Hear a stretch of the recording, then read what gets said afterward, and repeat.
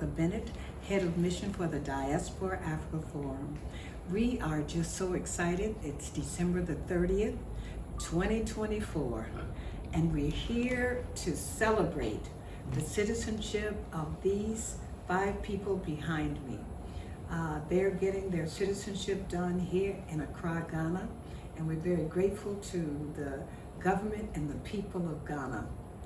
I'm going to let them introduce themselves to you individually. As you all know, my cohort here, my compatriot in crime, my sister, my friend, Dr. Tony Luck, who's the co-founder of the Diaspora Africa Forum. Say hello to the people. Hello to the people. Season's greetings. We are just, it's so heartfelt to think that Ghana, starting in its own Pan-African way, has actually opened up its heart and its mind, and they've turned the door of no return into the door of return for hundreds and hundreds and hopefully thousands of African Americans, African Caribbeans, those sisters, brothers, sons, and daughters from the slave trade of which we are. Of course, you know there are 2 types of diasporans, one who are from the slave trade, which are historical diasporans, and then there's the continental diasporans who know where they are from, but they go out of Africa to go for school or work or marriage or greener pastures. But the ones standing behind us, and hundreds more, are coming back home, and Ghana has opened its door to do that. So we thank our ambassador for being part of that thrust for years and years to encourage, first of all, to encourage us to come back to Africa, and then to inspire governments across the continent, which is what DAF does. We inspire countries across the continent to pay attention to their diaspora, because without the diaspora, Africa really is not going to move forward. So we're so excited for this time in history where we could be a part of that at the Diaspora Africa Forum in Accra, Ghana. I just want to add that the presidents understand that now, and all 55 countries has opened it up, for those in the Caribbean and those in America, in the Americas, to really look at citizenship. We really want all of you to understand and realize that you have options, and Africa is one of your options. We're going to start with J. Cameron. Hello everyone, my name is Jay Cameron. I'm the president and founder of Maximum Impact Travel, where we bridge the gap between Africa and the African diaspora. I'm excited to be here, thankful for DAF making this citizenship possible. Over the past 3.5 years, we've brought nearly 2,000 people back to the continent of Africa, and the majority of them have come right here to Ghana. So being able to celebrate and be acknowledged and recognized with citizenship is something that I'm exceptionally proud about, and looking forward to continuing the partnership with DAF and bringing more and more people to have this experience. So thank you, thank you, thank you. Thank you, Jay. And one of the things I think I just need to take a moment and tell you who the Diaspora Africa Forum, who we are. We're the first and only diplomatic mission of its kind in the world. Our role is to support the African Union in encouraging diaspora participation in the development of Africa. Dr. Luck has already explained to you the 2 types of diasporians. So the heads of states, they're all switched on and they're all excited about this new initiative, and Ghana has taken the lead. Now we're going to have Dr. Teresa Hernandez. Hi, I'm Dr. Teresa. I am a global youth empowerment coach, the founder and CEO of Girls of Color Takeover LLC, and it's such an honor to be here today, such a blessing. And I just want to thank DAF for just encouraging me and empowering me to work with the youths here in Ghana. It's going on to a year now where I've empowered, mentored, coached over 100 youths here in Ghana, and it's such a blessing to be able to empower them to make a difference and an impact here in their own country, and to help them build a better future for Ghana. So thank you guys for having me. It's such a blessing, and thank you, Ambassador Bennett. Thank you, Dr. Tony, for just everything that you guys are doing for us, the diasporans, and it's such a blessing, so thank you. Next. Who are you picking? Terry English. Hello, my name is Terry. I was born in Trinidad and Tobago, but live in Maryland in Ellicott City. I'm the president and owner of Vigilant Anesthesia Services, and coming to Ghana it's like coming home.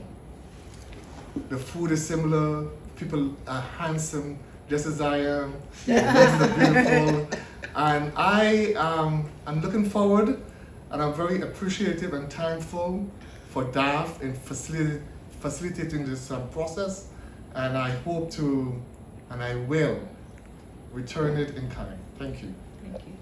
Next. I'm Dr. Basil Morgan, and I am originally from Jamaica, and I live in the United States. I'm assistant professor of eye surgery at Johns Hopkins Wilmer Eye Institute, but I am also in private practice.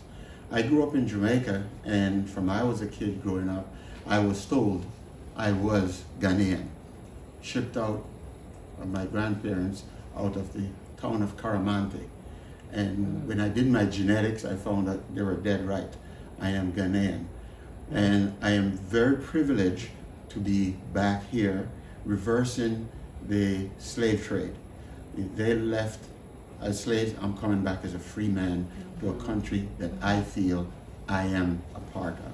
My goal is to help transfer skills and help out as best as I can. I've been teaching for the last umpteen years and teaching a lot of doctors, so I figure I can bring that skill set here and help out.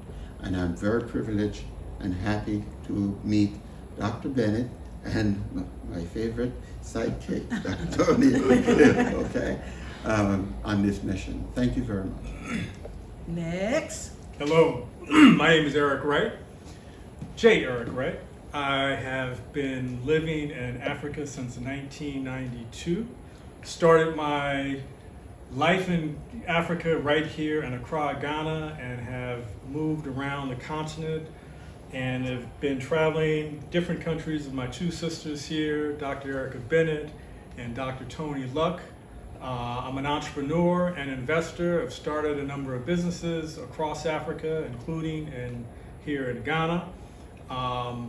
Just very pleased for this opportunity to get citizenship in the country that I've called home for 30 years. Although I haven't lived in Ghana all the 30 years, it still feels like home and one of the most beautiful places with most beautiful people around the continent. Thank you. And I want to add something, that the one thing that DAF is doing is trying to encourage those who can come back with time, talent, treasure. This is very, very important, that those who come home to be able to build Africa, to help Africa. And there's no 40 acres and a mule here. You have to bring it with you. So we really want to say that so that there's no misunderstanding. Come, it's open, we want people to come, but come, not only that you have an option to come because you'll need it in some places in the world, but also because you can give. And it doesn't mean you have to give money. Time is important, your talent is important, your treasure, of course, is important. But do come with a heart to want to participate as a really fully fledged citizen. And come with the spirit of service. That's You exactly see, right. that's the bottom line, and I will tell you, your life will never be the same.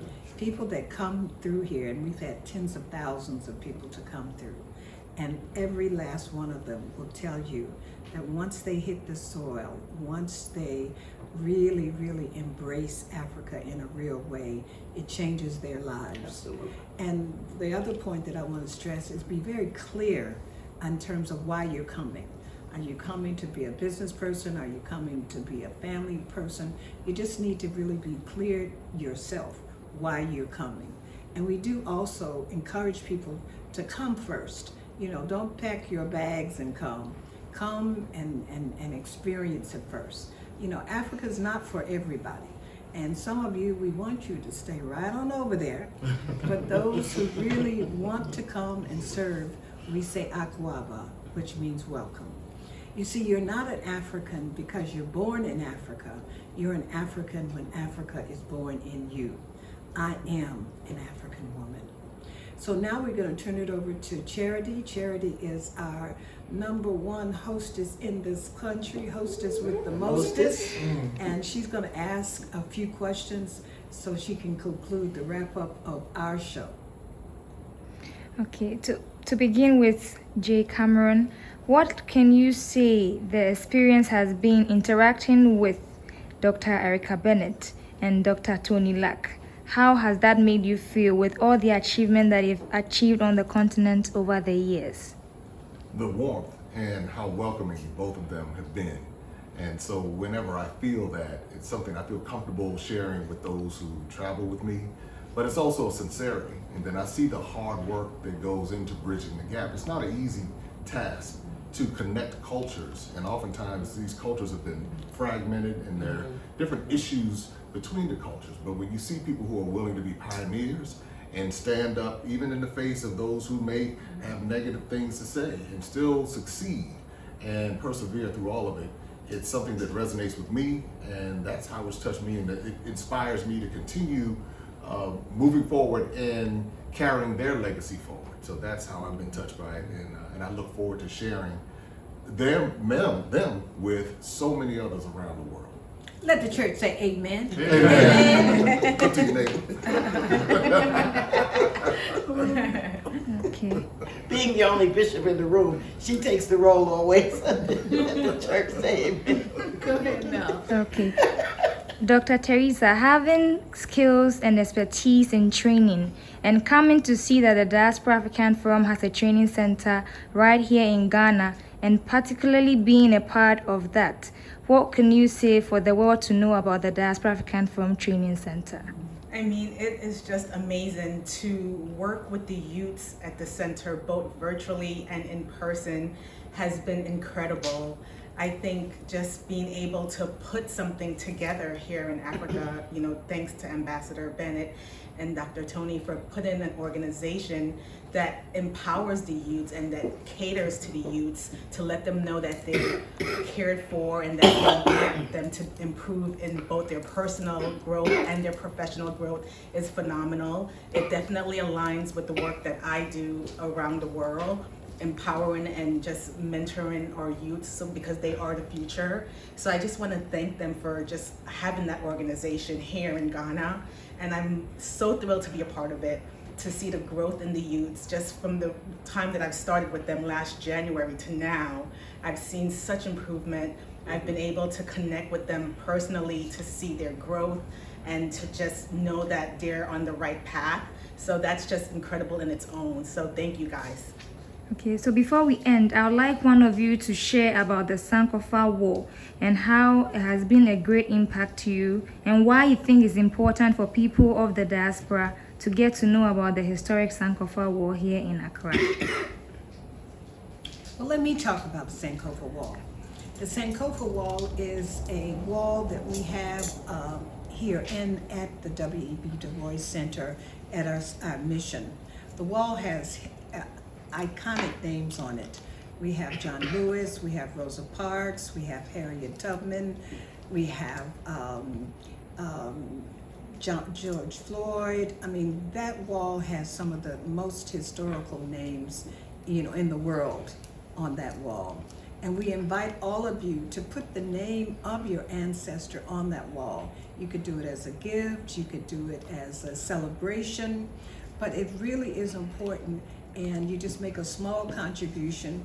And so our website, you can go to our website, which is www.diasporaafricanforum.org. That's www.diasporaafricanforum.org. So we hope that you will do that and do it very, very quickly. But memorialize your ancestor. This is how we draw down the curtains for this session of DAF Speaks. It's a bye now. Don't forget you are welcome home, welcome